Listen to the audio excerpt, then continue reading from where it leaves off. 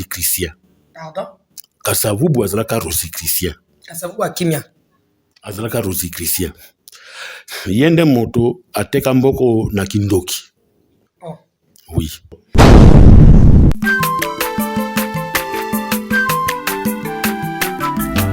Aza mwana moto te po akosangai abongwa ni pete po awangata Nzambe ya le Nazarien, le Nazarien, le Nazarien, le Nazarien. Ebana kitoko koma mokondima atako bapakolaki mafuta na mosakolima lelo ya yo bolingo ebateli le Nazareth lipamboli oyo emonanaka te mpeni mama kantelobi kolapie mapapu masope mafuta tokokisikana olongo na Nzambe oyo babenga na makomi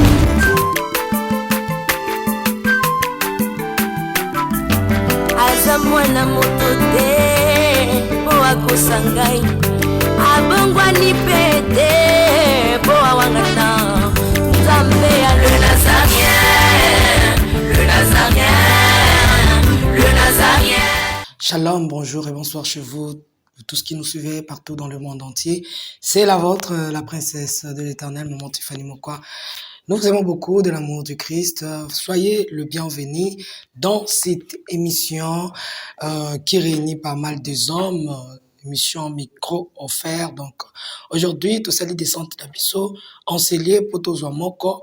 Ya bandeko na biso mwana mboka mwana Congo papa atoli oyo bandeko albanda bakomela ki biso batindi biso donc je salue en passant papa Sunda, que le Seigneur te bénisse. Voilà tozana ye atokobeta masolo mingi bokoyeba oyo penza makambo bomba mana mboka makambo bomba mana Afrique pourquoi pas na ba église na biso. Papa Tol. Mais avant toute chose, j'aimerais rendre grâce à Dieu à travers ces cantiques va nous balancer la régie et on se retrouve tout juste après. Je signale déjà derrière la caméra, c'est Alain Kiakala et Natambolina Mokona Bango. Il s'appelle Gédéon, le frère Gédéon Alpha. Donnez-nous ces cantiques et on se retrouve tout juste après. Régie à vous.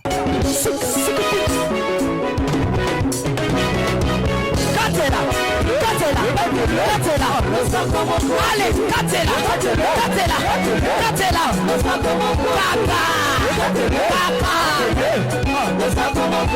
Yamaloya daba pascal bakokata.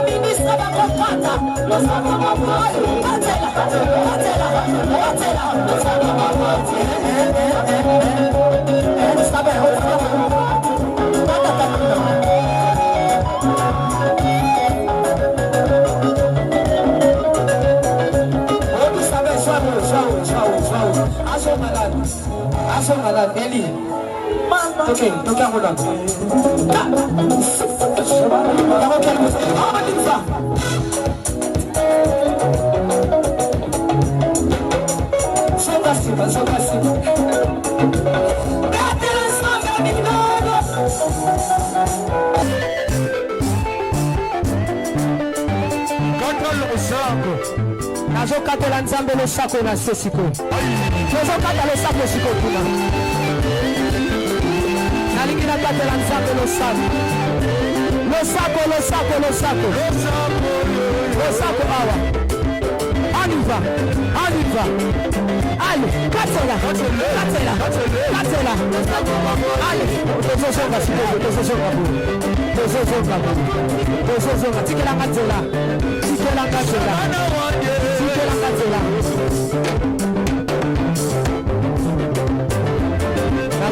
S'il vous plaît,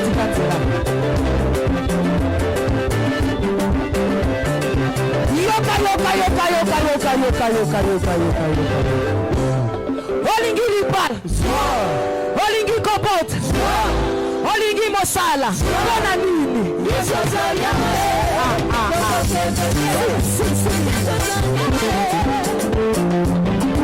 po munoko ezaki ya ye me maloba ezaki ya ye te ya nzambe atiaki na kati na ye ndenge lokola lelo nzambe atie mpe maloba naye na kati ya munoko na nga naza kaka un simple donc naloba exécutant naza lokola pion oyo nzambe azokotindika donc yango wana papa Kimbangu toza na baye oyo deja nzambe atinda mpona kobikisa biso mama Kipavita batumbi ye na moto.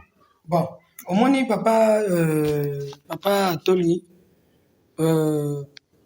question ezali lolenge ni to pe Afrique ekobima na makambo nyonso bokotalisa po kokabwana ezaka epa na bino moko bayindo yango bolobi kelelo ke baboyi kondima papa Kimbangu mais bino moko ka bato boye na komba Kimbangu boko porter bino nde batribution bobandi koboya ye ba église de Noir babenga ye azali mvuluzi kote kuna na Kimbangiste balobi aza nzambe yo kote olobi aza prophète moto na moto bino mona moto yo c'est comme si vous adorez ou bien vous acceptez quelqu'un que vous ne connaissez pas ndenge balobi na Bible mboko adorer moto boye bité donc bino pe bolingi ko landa moto boye bité basusu ba ko benga nzambe basusu ba ko benga prophète bakusu ba ko benga mvuluzi kuna pe soki tokepa ya bato oyo bato babikola bako utiliser na bondoki na bango toke kuna na ba Kongo kuna komona bato na bato bakista bango bako benga papa Simon Kimbangu batie ba photo na bango batie kisi basangisi emiso bako utiliser na magie na kisi batie papa Simon Kimbangu na kacha makam na bango ale bino moko boko tinda bato siko ke bondima papa Simon Kimbangu tokondima oya wapi ya nzambe ya mvuluzi ya prophète tokondima papa Simon Kimbangu oyo wapi po bino moko bato boko loba eboye bieti. Bon, maman Limbisangai, mon livre oyo comment avant ngai nazwa inspiration comment depuis 1982 mais nazwa inspiration en 1990 après 8 ans ndebe ko comme livre oyo moni na livre oyo ba komi awa po ba toujours ba kamwa soki ba moni militaire ba benga prophète yoka na livre wana comment na Congo Central na professeur Kipianga. Lengunza avait aussi la fonction d'un soldat. C'était un homme de constitution physique imposante qui commandait une armée d'un village, d'une région ou d'un État. Il défendait et protégeait la communauté. En cas de guerre, ils étaient en tête de l'armée. Ils étaient un guerrier très important qui était invulnérable et pouvait disparaître devant un danger. Maman Omoni, livre on a qui pianga professeur à comment le Ngunza avait aussi la fonction des soldats. Ce que les lobot moni ngai soda moni manzambe kitelinga baka moite. Mais balobi que Ngunza azana pona ko protéger la communauté. Eza mais ce qui bitumbeye azaki motali bosso ya kozala liboso ya armée.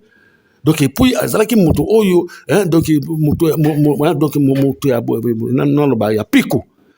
Donc et puis azaki moto oyo ke ateme likambo ezali donc na akuta na bangu na surprise boye alors akope ko bunga pe na tangwana alors abalokeli bangu na esika ya ko take bango mo kutu ba yeba ezate alors eza lokolanga ndenge lokola uti koloba mama tanga na zwaki inspiration le 21 mars 1990 na mona ki ba église ebele ozoloba lelo oyo te bazalaki te.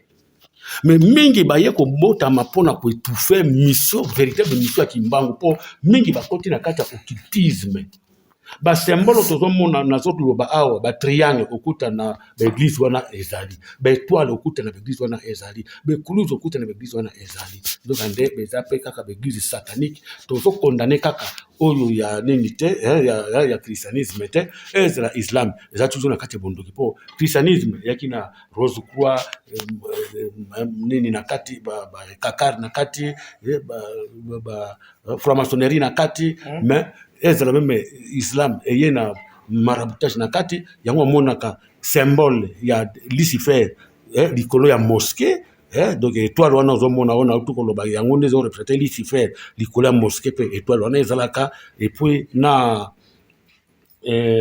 croissant de lune ndezo représenter déesse Diane oyo bazo concept ko Jésus mère de Dieu donc ande diable donc secret eza munene yangwana na koloba boye papa Kimbangu azaki na nzambe te aza prophète o nzambe atindaki pona ko sakulela biso nzela ya lobiko na biso. Boyo balobaka o papa Kimbangu aza nzambe, nzambe amonaka te, nzambe aliaka na bato kwa biso boye te, mais ezali nde pamba te na mokolo mwa lelo tokoma kolatisa bato titre ya nzambe, moto ya mokili olatisi pe titre ya nzambe, zonga nde tokoki kolatisa bato ya mokili titre ya nzambe te po nzambe amonanaka te. Mais papa Kimbangu azali prophète sauveur de la race noire. Merci papa Atoli. Tokoba toujours na malakisi oyo ya ko beta masolo. Balobi te papa Simon Kimbangu ngara ba makam na tali na selle émission. Balobi ete papa Simon Kimbangu asali ba démarche belé hein pona mboka oyo. To banana na po bible bi photo banana na Jérusalem Samarie jusqu'aux extrémités, to banana na Congo après to Simba Afrique. Papa Simon Kimbangu asali makambo ebele pour lelo biso to pa Congo na biso ezo indépendance. Et uti na njila papa Simon Kimbangu. Pour lelo makambo ezala lelo ndenge ezali e uti na papa Simon Kimbangu. Siko esengeli biso to simba beaucoup ba ke to zonga na authenticité. Tant to zonga na authenticité, to mi fandisa wapi. To ko sambela wapi. To ko sala nini. To ko kende wapi. Tant beaucoup biso bozonga na bokoko. Bozonga na nzamba baindu azalaka te nzamba zaka moko nga na sosoli. Boko zongisa bato bwana na place boko tinda bango te. Soko babike bato bazonga na Afrique, bazongisa makambo authenticité. Bakimbangisi balobi to kende nkamba.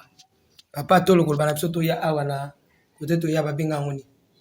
To ya koluka yo apona na libanga to ya koluka yo. Bangunza bakolo batokende kuna tolanda bango na bangunza.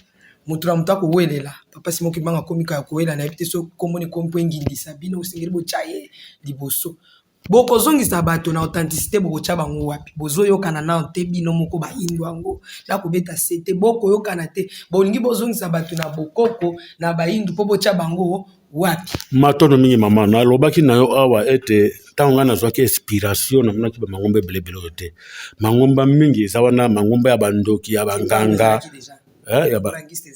ya banganga banini tout ça alors bien sûr Kimbangu ezalaki bunja kongo pe ezalaki mangomba mibalenga na kutaki na église noire ezalaki mais lelo basopani ebele ba pouvamo banini makambo kilikili alors ngana koloba na yo boye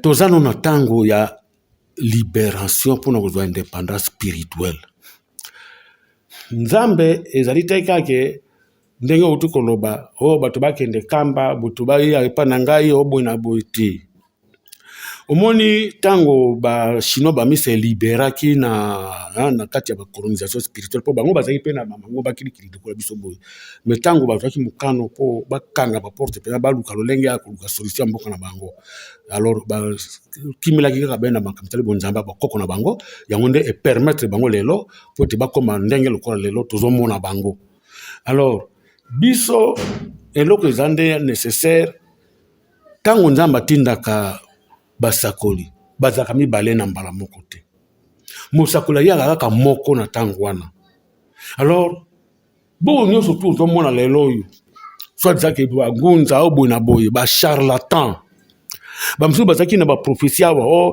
Joseph Kabila yende moto akozala roi divin na kati mboka oyo boy na boy donc nous surtout ba prophétie à flatterie pour bazwaka moya ko leisa bango ndenge tu ko lobaki bamsu baluka ndepo banginda ngai na luka nanga ko nginda te na uti ko loba na yo ete ngana zwaka mabonza te donc na lui akana motoki nanga te ndenge lokolo to mona boye na uti zamba oko filmer ko tona ba bloko nanga na uti nango zamba lokola ba masango lokola ba makala ndeko ndenga na pipraka nde yango wana pona yoka ka mawa mingi ndenge lokola bazo shinda ka bato ko kosa bato nzamba zana pusa boka bele $100 nzamba zana pusa ba $100 wana te nzamba zana pusa nde ete atuka to landa penande bo solo to tika lokuta po lokuta nde moto ezo kamba mokili lokuta nde satana lo bo solo yango nande esengeli ke to landa po biso uta bakoko na biso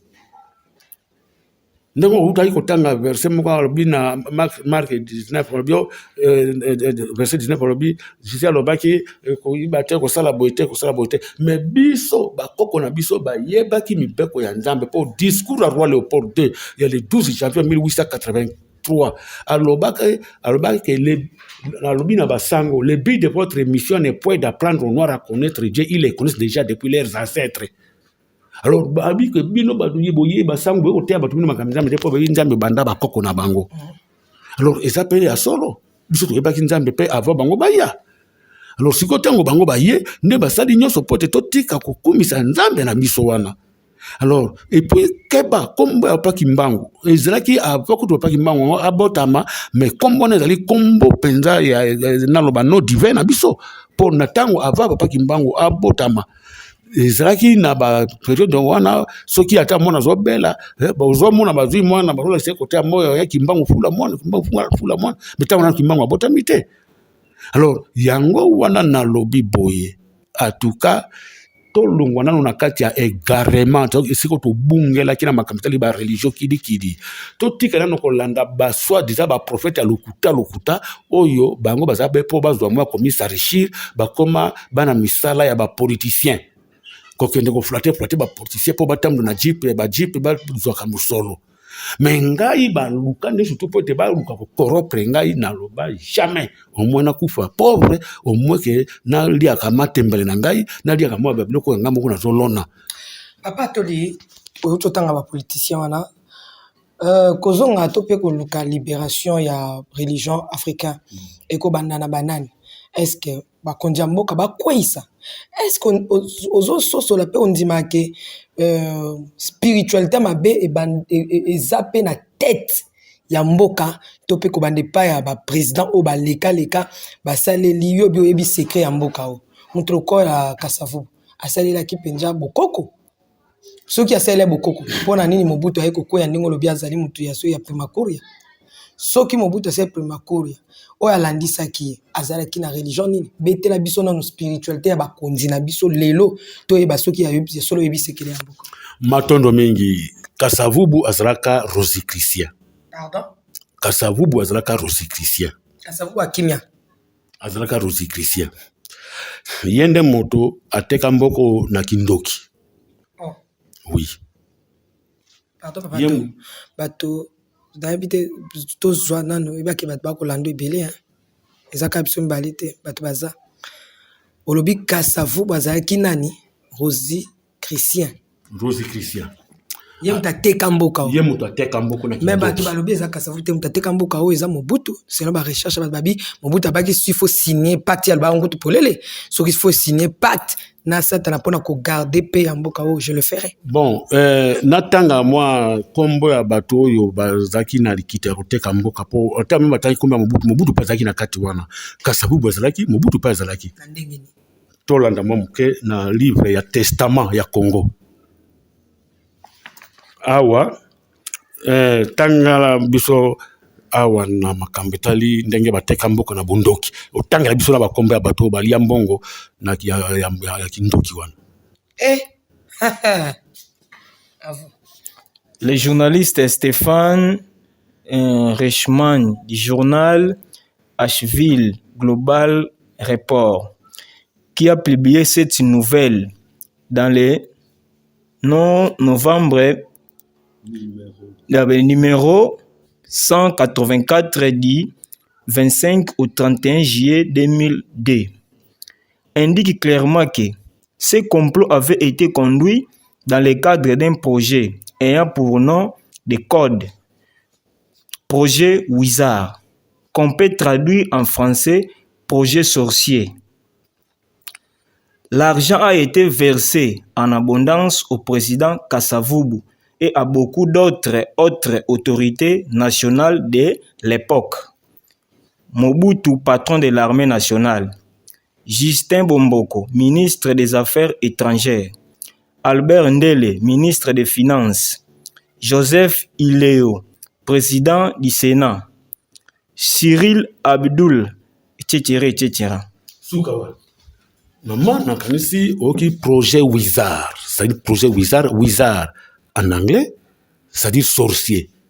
Alors projet sorcier, donc projet wana ya sorcellerie yango wana bakotisa awa bato oyo bakotisa nko bato baliaka mbongo wana mpona kokotisa projet wana eza Kasavubu na Mobutu ndenge oyoka wana yango wana ezaki na bato mosusu oyo basilikaki contre makambo wana baboyaki yango monaki bitumba ya molele ebimaki yango monike lokola projet ya sorcellerie wana ebatama na nsima ya baeglise catholique yango wana omoni babandaki basimba babandaki kokanga mingi basango ayi baza bandoki maser yango moni ser nanga annualité po bino benaka annualité ezaka nde annualité na kibudu c'est-à-dire asekaki bitumba ozomona alors yango wana projet sorcier yango wana badeveloppe yango sikoyo wuta na niveau ya sommet ya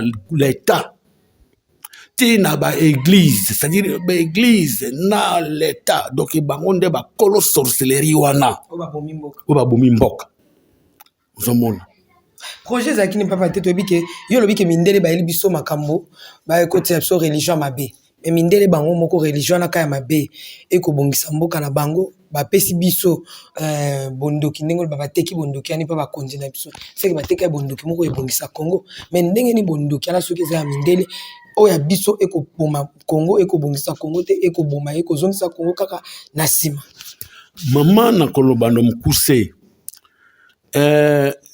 bato na bato bazaka na nguya na bango biso zaki na biso yango nde bango bakoyaki kotraite yango na biso nde eza ya satana oyo bango nde ya malamu yango wana bango basala nyonso mpo te barécupere ya biso bakende nango kuna boye alors evwamisa bango ndenge lokolo moni lelo baœuvre d'art oyo ezaki na kati ya mabele na biso ezaki mpe na bamisala na yango oyo bandaki kopesa na kati ya baemboka alors bazwa yango ekenda mais lelo oyo baye kozongisa moko na roi de Belge oyo eloko banalobaki no eza baobjet satanique donc lelo oyo baye kozongisa yango mais nzoka nde eza objet satanique te oyo ya biso bango bazwa mais baye kotikila biso oyo ya bango nzoka nde oyo ya bango eza ya mabe alors yango wana nalobi eloko moko sikoyo oyo ezoboma sikoyo na kati ya moki na biso ebomi mpenza bagouvernement africain nalobi kaka ya Congo te loge PD oyo ya basango oyo euta na Rome la loge PD loge PD la loge PD donc la loge PD yango wana nde eboti homosexualité oyo lelo moni mibali na mibali bakoma kosangana yango wana nde ezo régner na kati ya gouvernement africain omona no kaka bakonzi bona bonzo nde makambo basalaka donc soki otali donc atuka obaye pe mbala moko nzambe atalisanga nyonso wana aza mpe na bapreuve ya nani donc mpo bango nyonso basignaka bapacte soki asa signe pacte atuka akotikala lisusu ata meme kosala bolamu te ata meme azopromettre bino bacongolais donc eloko moko te yango wana nalobaki ntango avake Félix abanda bokonzi na baiki esengeli nano tosala conférence spirituelle po toyeba bosolo bwa bonzambe ezali kasi asali yango deja liboso tanga koti abondi mboka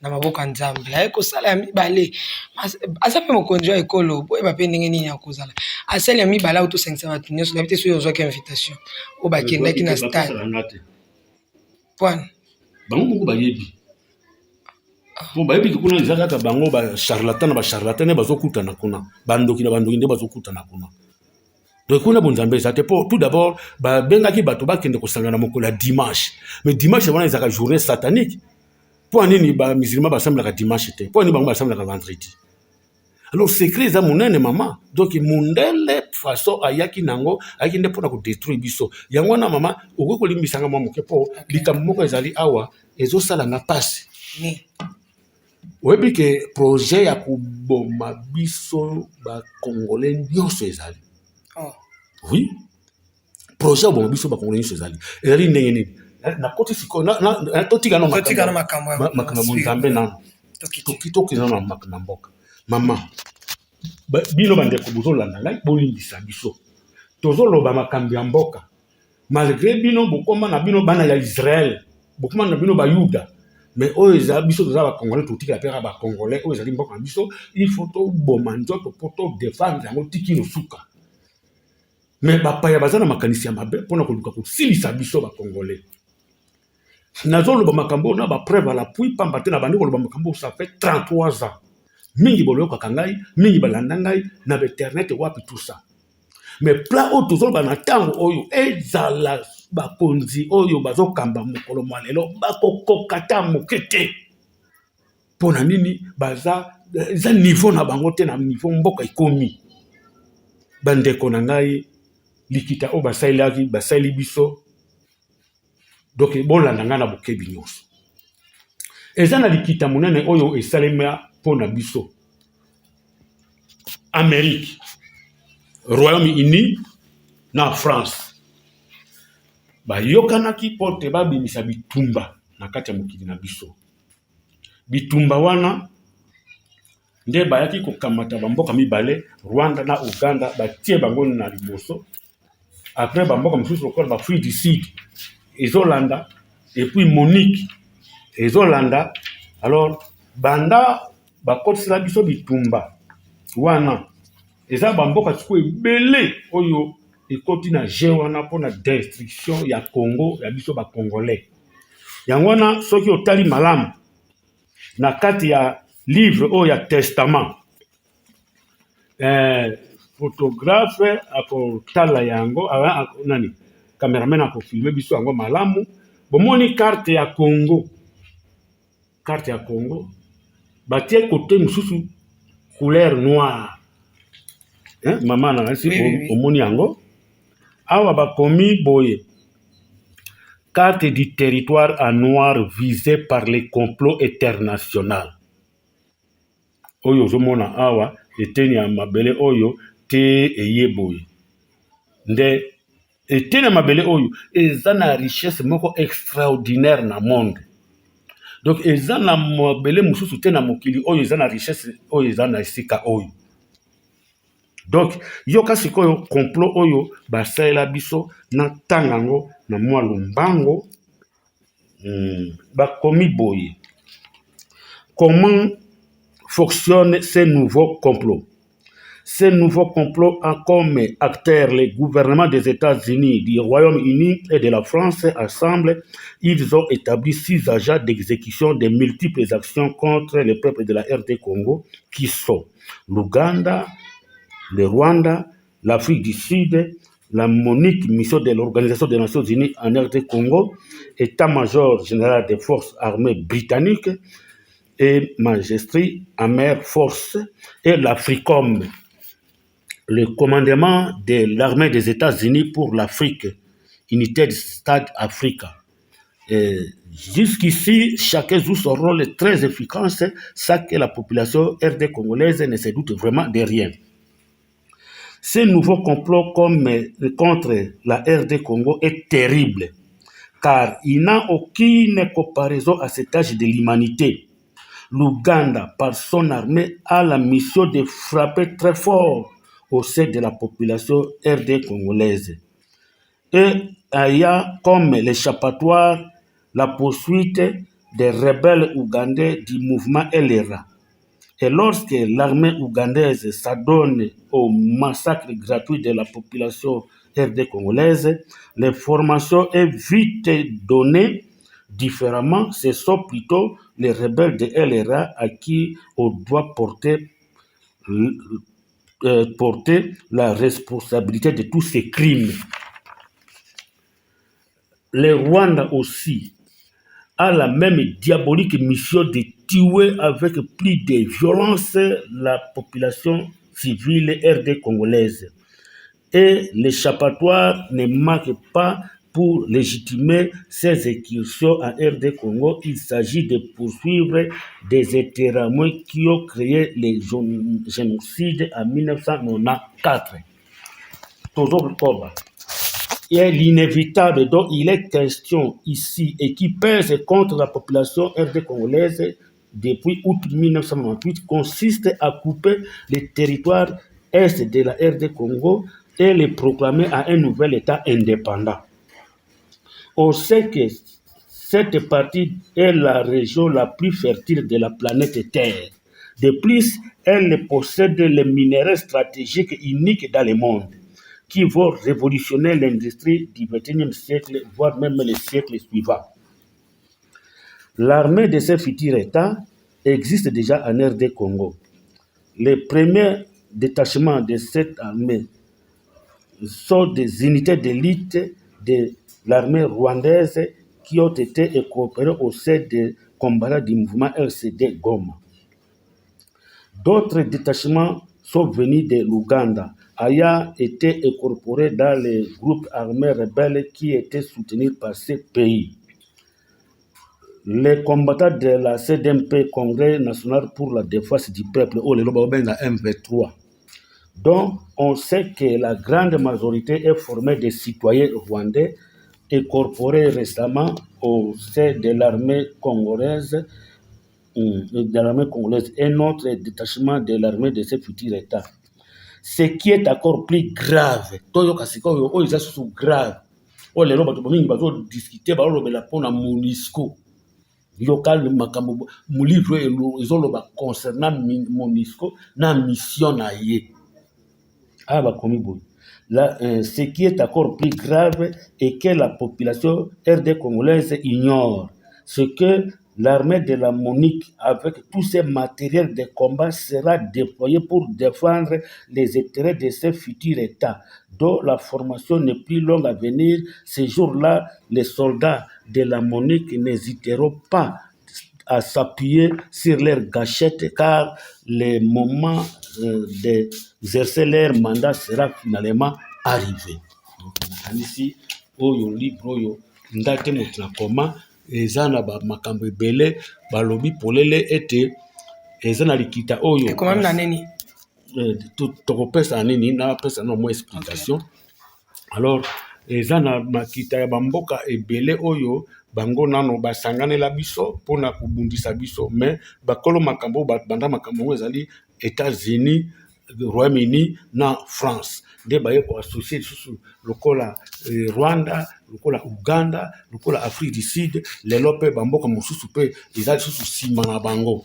Alors balobi boye donc ba Ugandais ba donc kango bango bazokota epana biso bazoboma biso, mais bazokosala to bazolanda ba rebelle ya LRA oyo donc ozomona nzokande eza ba échappatoire mission bango eza pona kuboma banani ba Congolais.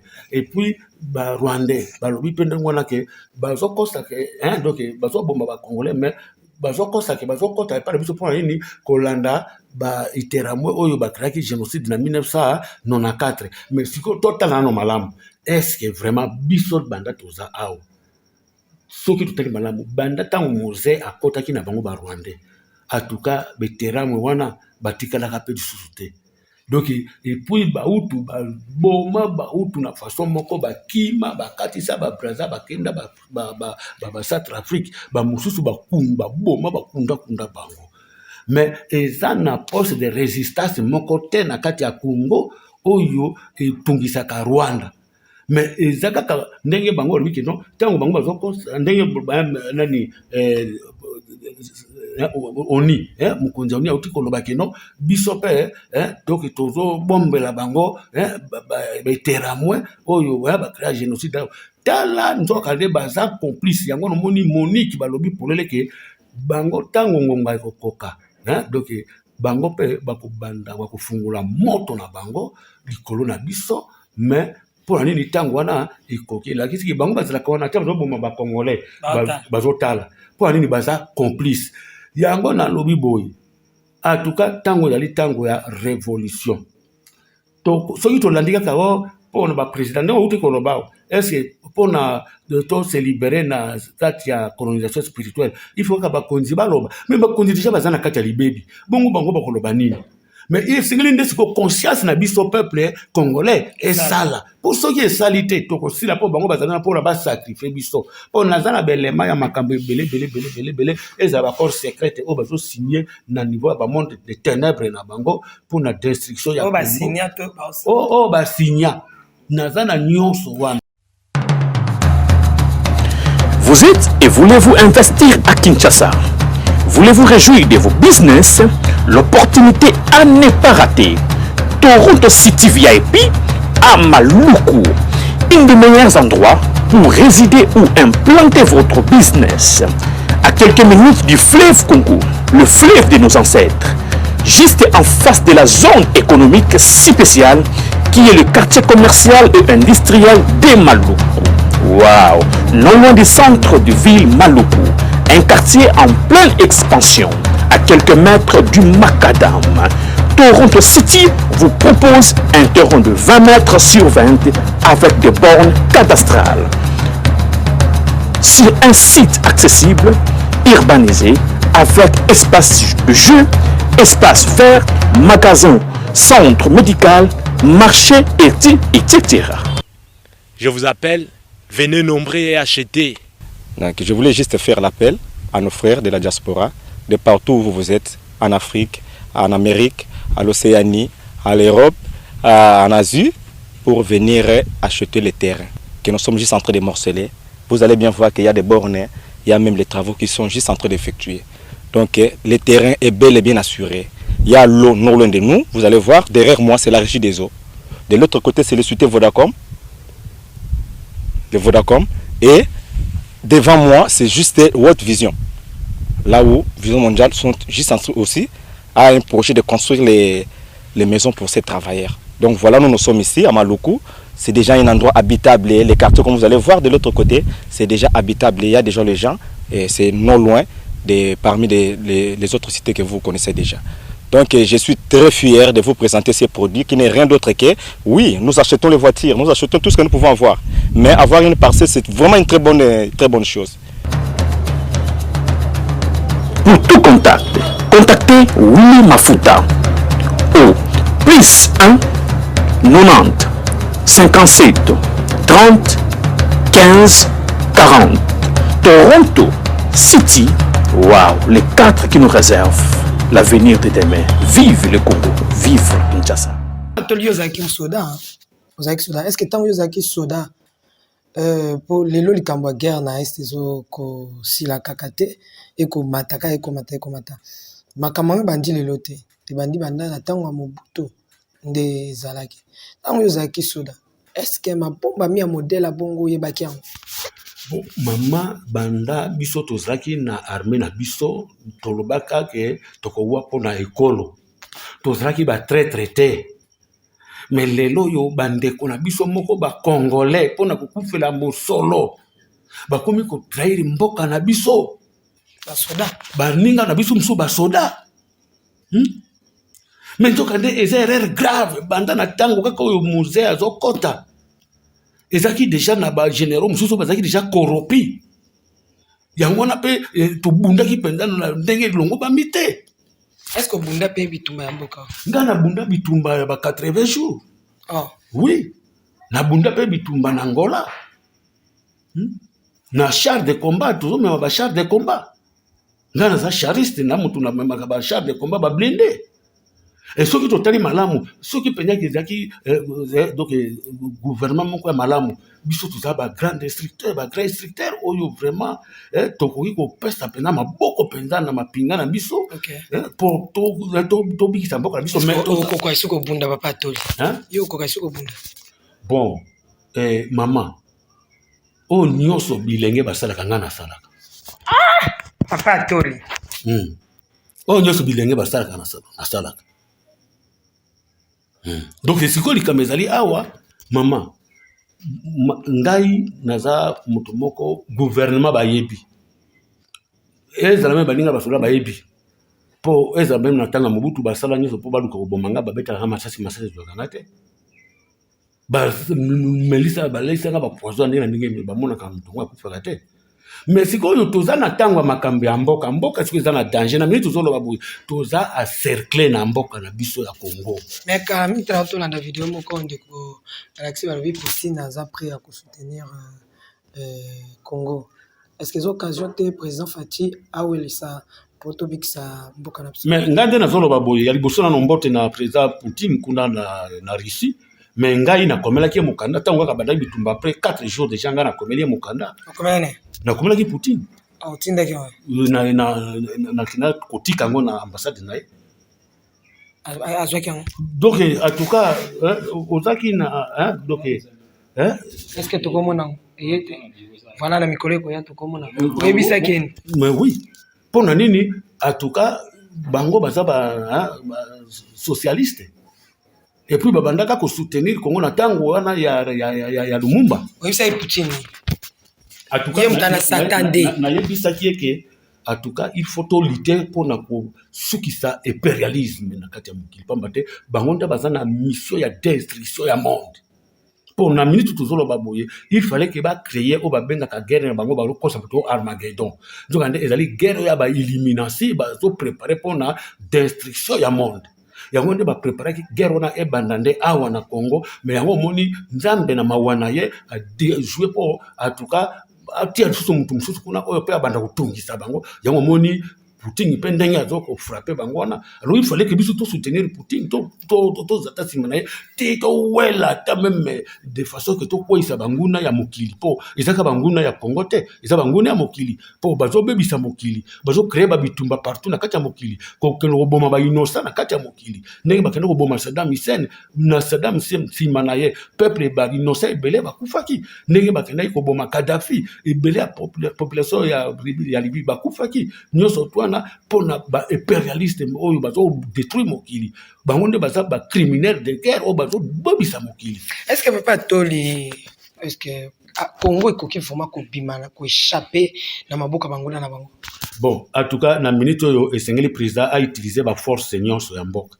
Président Fachi esengeli a utiliser ba force nyonso ya mboka lokola biso ba force tracking azwabino.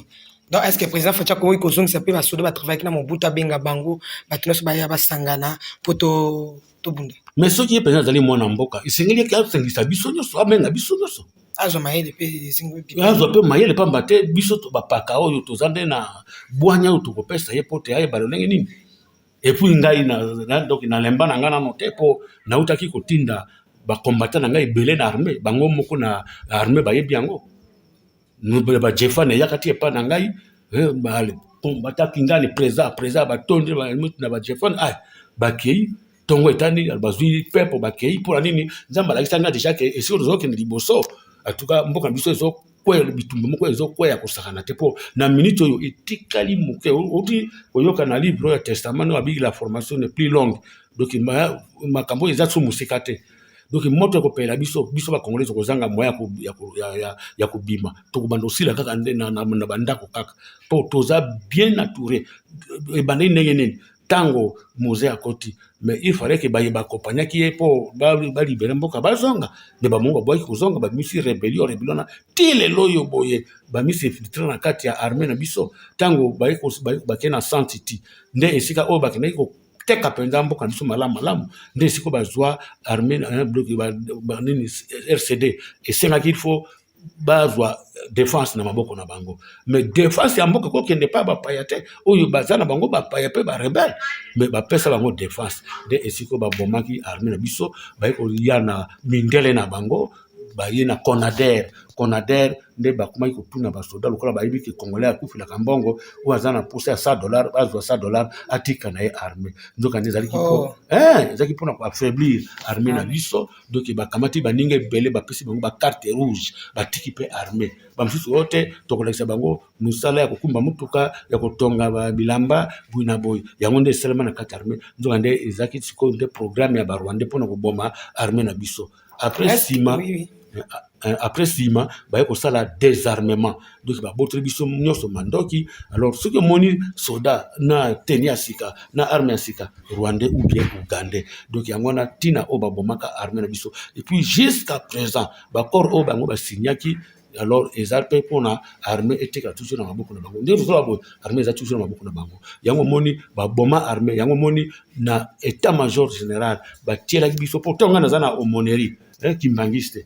Donc bureau na biso à face ezaki général Maliki ou azali rwandais oyo ateka avanda soki combien des années pour la logistique armée mais ateka ba moteur ya mituka donc mituka ya armée ye akamati ba moteur yo bozanga kalo lengi ya alongoli moteur nyonso ale akeko tekela tarmac oyo ya Selembao yango tina ba kanga tarmac. Est-ce que ceux qui moutouana zaki congolais, est-ce que akoki kosala destruction ndenge wana? Asalaki po aza congolais te, po bango bazana pona ko détruire. Et puis ba magasin d'armement mingi kaka bango ande bato basimbi yango bazo silisa ba. Président Fachi alongola ki bande comme susu.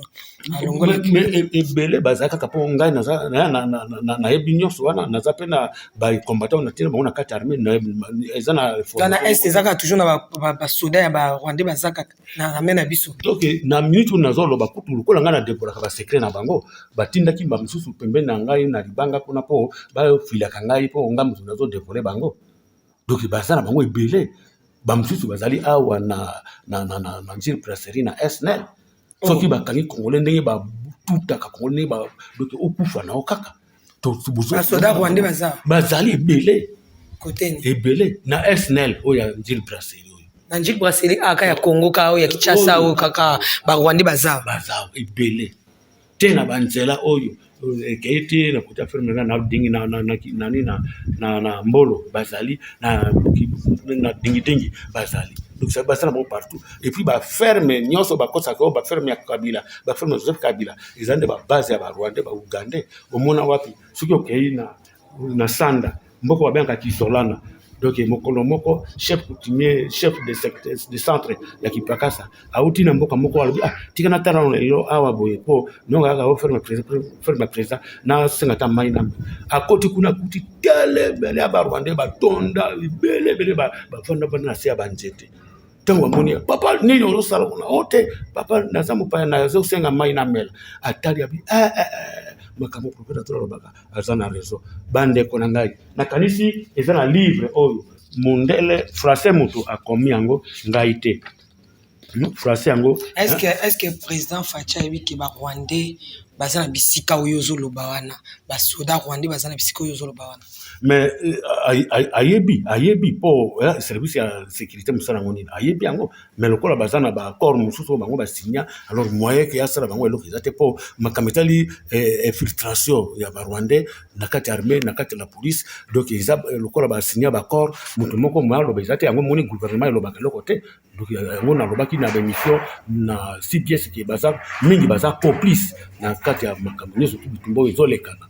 Donc mingi bazo ba commanditaire ya ba guerre wana bazali awa et puis na complicité pe ya ba généraux na biso ne lokolo zo mona lelo général ya donc na complice azo teka mboka azo trahir président armée azo trahir baninga alors c'est que en même temps ezo boma makambo mboka o tango ba yepo ba kangaye ala kamati sime a buki yango ameli yango wana la kisini eloko ya sali pona mboka na ye mboka na moko ozo trahir yango po baboma bandeko na yo po babotola mboka na bino moko. Est-ce que vraiment biso ba congolais mutu na biso ezali kosala yango tolubike non tango yo congolais nyo surtout atelema nga toli na yaki ndepo na ko bundela loposo moindo ko bundela Congo ko bundela Afrique soki esengi ke atukana telema soki ata même mabanga soki ata mangenda soki ata nini tokosala yango po to. Est-ce que papa toli soki papa yeko soyo okeno ko lakisi kana ba Rwandais ba vandi okokenda soki ata même balobi ata sika soki nga moko na ba combattant nga to banda ko kanga bango malgré ba gouvernement za complice na bango po eza metango nungu ya ba Rwandais banda kiao na kasi mkosusu na kena ville na kuti nini kuna wote étage na ba Rwandais bazaka wana ba population zolinga kutuke beta bango alors batindi mbala moko ba jeep ya ba soda ye ko beta bango masasi population masasi ko beta bango ba gaz crimogène alors bango moko pe ba konzi bazobomba bato wana po exactement na combattant moko IDPS ou aloba ikeno ba konzi bango moko bazobomba bato wana ezami ko na résidence ya mama Olivier pe ba Rwandais bazali kuna et puis soki okena tuzolana na ba Rwandais bazali OK donc ngana yebi ba côté ebele eza kutu côté moko te mais oyebi ba côté ebele tozana morceau dire na kati ya mboka oyo en tout cas tozana morceau dire etikalika moke ba trahi ba donc ba frapper biso yango na pe ba kana isu ko diaboliser sanso po ba kosa kote ba ko somba mabele donc banda na maluku ba diaboliser sanso ba Rwandais banda na maluku ti na niveau ya kwa mutu na ngambo kuna kote ya Brazza bango na bango ba Rwandais baza déployer. Donc c'est que ngolo ba Kinshasa elingami déjà Kinshasa ezali ya kolingama Kinshasa ezali ya kolingama ezotikela kaka ngonga ebeta bazo ya ka mot d'ordre pour ba fukamisa ba Congolais. Est-ce que makambo lo boza ko assumer yango Donc, en tout cas, bande konangai, ba Congolais, boye ba ete lelo bitumbo ekotra biso banda kala. Ba organisa ba makambo ebele ndenge na kobomela biso ba lèvement. Oyo bazwa lève ba Congolais ko kende koboma mwango ezaka ka kiri na bango ezana ba mituka msusu oyo batiaka uniquement na ba équipe oyo batiaka uniquement ya ba lèvement. Et puis ezana ba équipe msusu oyo batiaka pona kokende ko empoisonner ba Congolais. Ba équipe wana msusu bakotaka te na ba bar bona boy ko sala ki camaraderie na bato na ba cité. Lokola papa moko na Kimbatseke azaki na camarade moko boye soit za muswahili azwa ko melamela pa na yakuna boye nande rwandais. Alors empoisonner papa wana bato ba ko timle na retard tango ba ndabo moto akimi donc ba ko comprendre que moto nde empoisonner ye. Alors tozana danger en tout cas livre oyo rwandais neni français à comment on sait que les militaires rwandais sont toujours présents à territoire congolais. Malgré les accords signés, cela n'était secret pour personne, sauf pour la Monique. Le Monique n'était pas eu makambo. Yo quand tu sois tout de suite la répondre ni. On note que tanga la place wana. Wana zo tanga mais papa ebi que président Fachi ba otokutana na Kagame. Apesa nimbote telemba pe ya kimia nyonso za na se. Bon, ngana lobi boy. Na sengi nano libuso na Kagame Museveni bafricain baza bafricain. Alors to défendre Afrique, to sauver Afrique, to tika kolanda songe abapaya.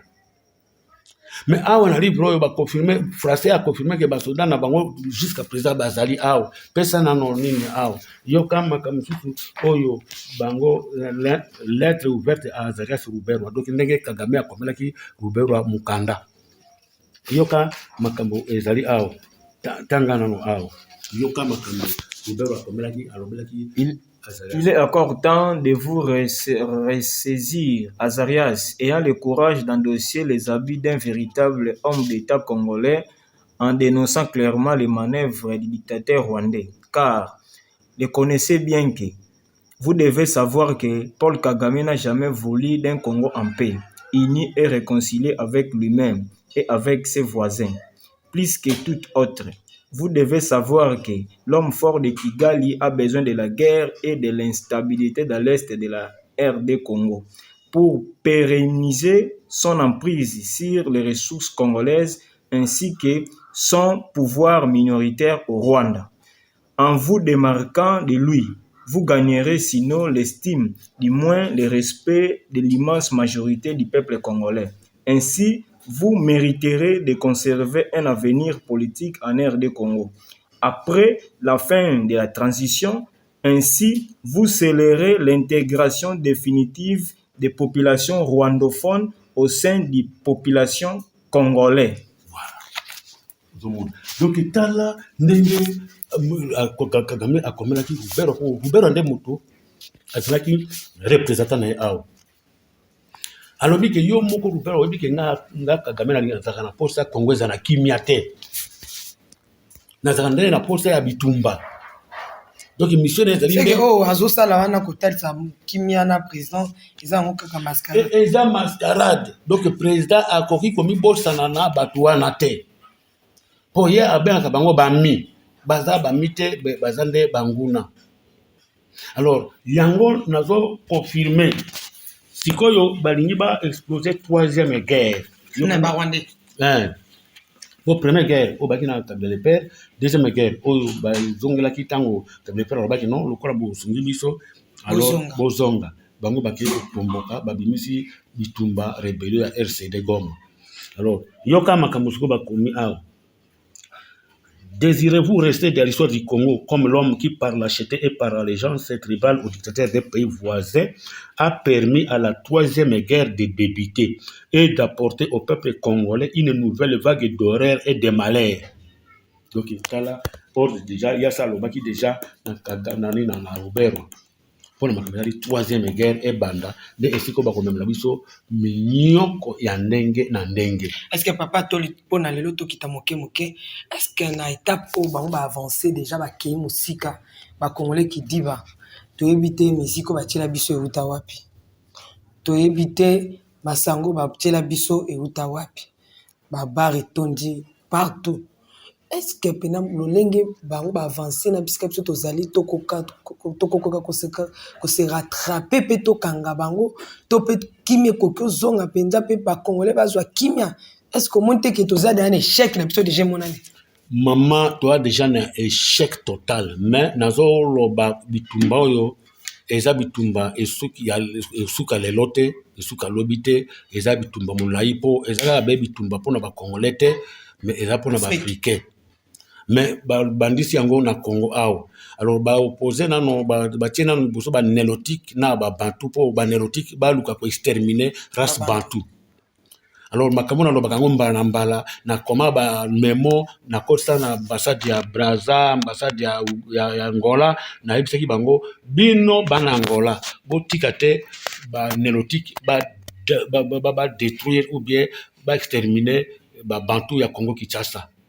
Donc bino ba Brazzaville botika te ba nélotique ba détruire ba bantu ya Congo Kinshasa. Ce qui botiki ba détruire o ya Congo Kinshasa lobi pe ba ko balokela bino Angola pe Brazza pe ba Centrafrique nyonso wana. Alors na comment makambo wana mais malgré ordre o bango bazo kozwa ezali ordre ya ba loge na niveau ba loge na bango balandaka ya illuminancy. Alors yango wana illuminancy c'est le programme na bango il faut exterminer et sacrifier peuple congolais. Alors si ba sacrifier biso et loko siko o ekobikisa biso les seules prophéties oyo ndenge eyeboye po oyo eyepo na kosangisa oyo abianga mi mutu moindo nyonso po mondele atza no ko jouer rôle ya ko tutanisa ka biso moko bato moindo mitu. Alors il faut que mutu moindo abika za race noire ngonga ekoki po a respecter race na ye a lukalo lenge ni ya ko kimia ezana kati ya mabele na ye pour to lukalo lenge ni ya ko battre l'Afrique po mondele azana ça abotola Afrique et comme yaye.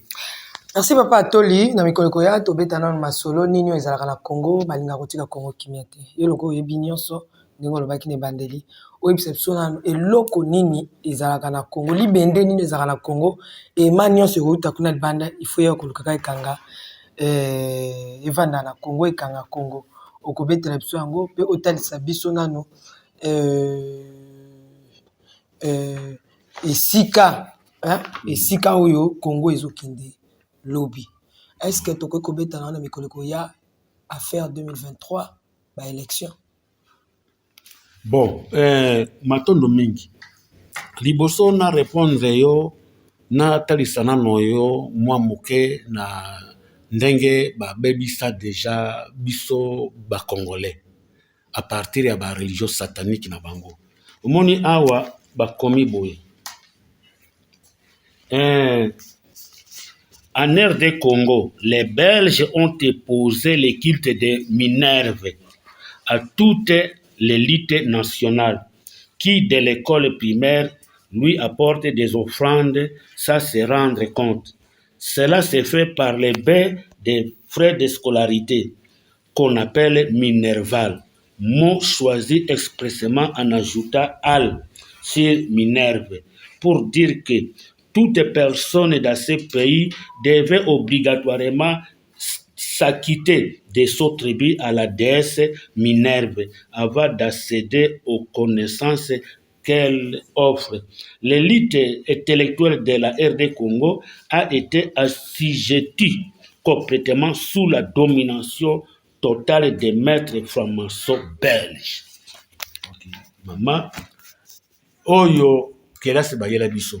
Oh lelo tobe Minerval zonde Minerval euti na kombo ya Minerve donc babakisa ka al Minerve wana aza déesse mobimba diabolo donc yango wana balobi na kati kuna donc oya naloba teli na biso ya lelo oyo ekonzamaka nde na bandoki baframason na bande bandoki oyo ya minene ya kosakana te kokanisa te ke kindoki kaka oyo ya motu mino oyo babekasaka opo ebimisaka masoko nini moto na masoko te oyo ya framason eza grave po bazo donc esengaka tout d'abord basacrifice ya bato yango moni lelo bato mingi bazokufa eza liwa ya basacrifice. Est-ce que aussi osenga okutana président Faci osenga déjà audience ndenge okende otika na baambassade okutana président Faci bosolane makambo nyonso oyebi mama nakoma mikanda ya ndenge na ndenge banda na ntango ya Mobutu ntango ya Moze ntango ya le fils ntango ya ye Faci ndenge aza wana nalobaka mingi mpe bamessage mosusu napesaka bango na nzela na bino ya bapanzi sango mais soki moto déjà sa signa pacte po andima koyamba ngai ezali pasi mingi moto moko mokonzi moko atika koyamba na ye ngai te a part oyo ya biso ya basoda po moye mpe bakima ngai eza te po tozalaka na bango ntango nga natunaka bango me bozomona ngai te bozoyoka ngai te bango balobaka na ngai nini mosakoli makambo nyonso ezalaka na ntango nango mais yebaki biso totalaka nde population soki population bacomprendre batelemi biso mpe totelemi mpo biso nyonso tozalaka na singa na kingo alors sikoyo population congolaise makambo tozoloba na bino makambo ya religion todévoile tolobi na ndenge mpe soki azalaki nzambe ya solo tokokoma te na niveau ya boye te mpo bakongole basambelaka mpenza makasi me mpo anini nzambe yango akanga matoi mpo anini tozwaka solution te ntango président Faci azwi bokonzi alobi napesi mboka nakabi mboka na maboko ya Yesu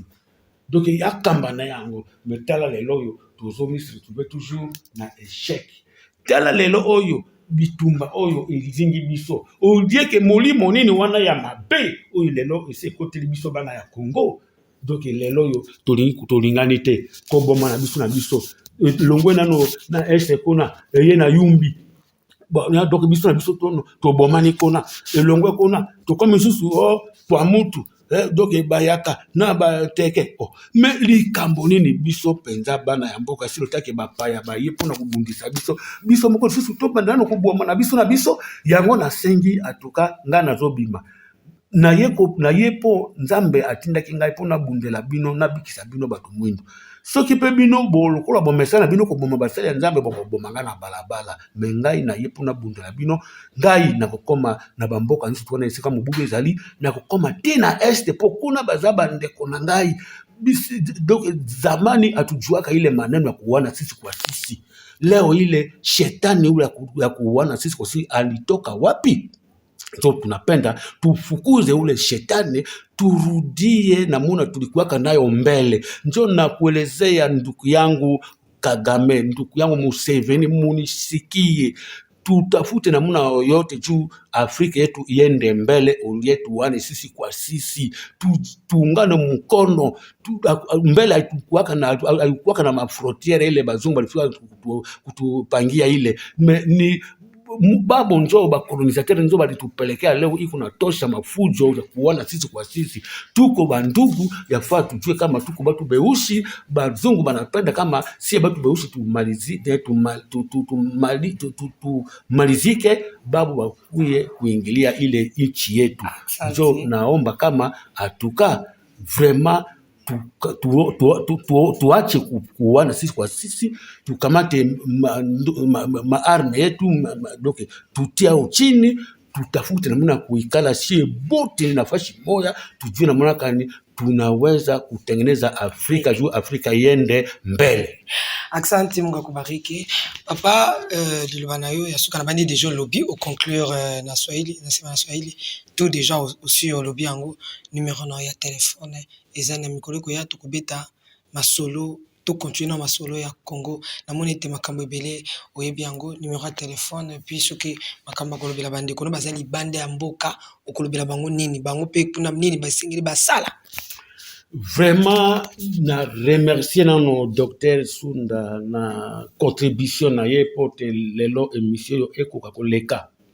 Tala ya za musika, me mutu za musika azwe ba valeur likambo yo nazana yango. Bongo bino bande konanga bobo zali awa bozo zela nini? Pote bopusana totelema poto bikisa mbuka na biso. Ata bino ba politicien bokota na ba loge. Mais ngongo eza susu ngonga ya makambo wana te eza siko ngonga oyo to mise rassembler biso nyonso eloko moko to landa sikoyo kitwa di oyo papa Kimbangu ayaki ndengonga yango oyo kitwa di ya bandombe donc kitwa di ya baindo donc kitwa di ya baindo eponi nango ekolo te kitwa di ya baindo eponi nde loposo moindo nyonso yango na sengi atuka tango oyo to bwakisa na makambo ya ba église oyo diviser biso oyo distraire biso tosi tolingami na banguna mais esika oyo bozwami atuka totelema rendez-vous na biso pour tozo préparer révolution rendez-vous na biso chaque mercredi na etando na biso na base na biso na libanga pembeni ya Sekomaf donc atuka bandeko na ngai onga na zoebisa bino soki boyokeli nga te bokoyoka mokolo moko moto epeleli biso tokoza susu na esika ya kokende te tobano zilaka motu nyonso tu azalaka esika oyo liwa yela ye me nga nalobi boye bino bandeko na ngai barwandais baugandais baaméricain bafrançais baroyaume-uni oyo mpo mokonzi na bino tokufa kala mingi te atuka bosi boexploite mingi bobomisi mpe bana ya Congo mingi atuka tosengi botika nano siko botika biso kimia et puis botika ko diaboliser ba africain donc biso ba africain ngonga ekoki po to sangana to yeba lolenge nini ya kobikisa Afrique vraiment ndeko na biso fashi ya solo to koko kabwana te po ngonga oyo zali ngonga oyo to luka lolenge nini ya kokotisa kimia toza capable ya ko soutenir yo na maso. Et puis na sengi na baninga na nga nyonso ba ex phase sika nyonso bomba na sika surtout bo vanda ki na bino po donc atuka ezra bo bazali awa obuzana na bankili ya mususu ya bapaya boya tango yangoyo na oto yakolaki to ebaloleki ni ya kobatela mboka na biso atuka na pesi mbote na baye panso balandi panso pe na pesi mbote na chaîne mama journaliste na pesi mbote na donc chaîne na bino mobimba baye bazosala kuna tuka nzambe apambola bino kimeza na bino matondo mingi numéro na nga ya téléphone atuka na pesa ka mingi numéro ya représentant po ngai lokwa za mutu ya misala er moko naza na côté ya batese na ba côté ba région ezalaka te alors même mutu azaka permanent esika région ezali yango nde na pesa ka numéro na ye na 081 un numéro na biso permanent yango wana 081 58 98 072 081 58 98 072 le numéro na biso yango wana matondo mingi. Merci beaucoup na bandeko nyonso balandi biso tokozonga na mikolo ekoya tokoya kozwa papa atoli soki bosepeli bokomela biso soki bosepeli boza na mituna kotuna bopesa tokoyaka kotuna ye toyeba lisusu vraiment abombami ebele ata koaza mpena mosika mpenza kabwani mpena mosika na biso mais tokoya kaka tokosala effort tokoma. Merci à maman Madé Kibani, que le Seigneur te bénisse. J'ai beaucoup pensé à toi depuis Londres. Maman Betty Kokele a acheté beaucoup de l'amour du Christ. Munga Kubariki, maman Foratabou, Zaba Pambolayo, Mande Kone surtout les Nazaréens. Beaucoup plus Nande Konanga Kamokoneka depuis ça. Papa Guy Labala na maman Lauriane. Vraiment, Zamba Pambola Bino Bisika Bozwami na Tiffany. La princesse Labala, Zamba Pambole Zoé. Tika été, Tokuta Mikolo, Ekoya, vous a toujours branché sur le collège de Massina Zongitende, Tokuta. Ciao.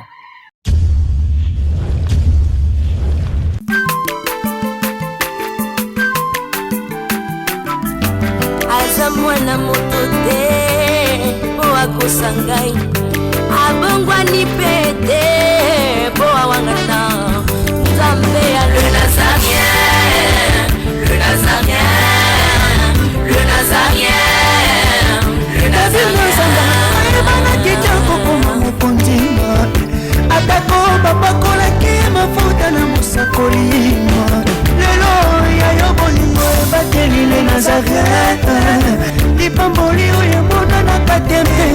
makanti lobi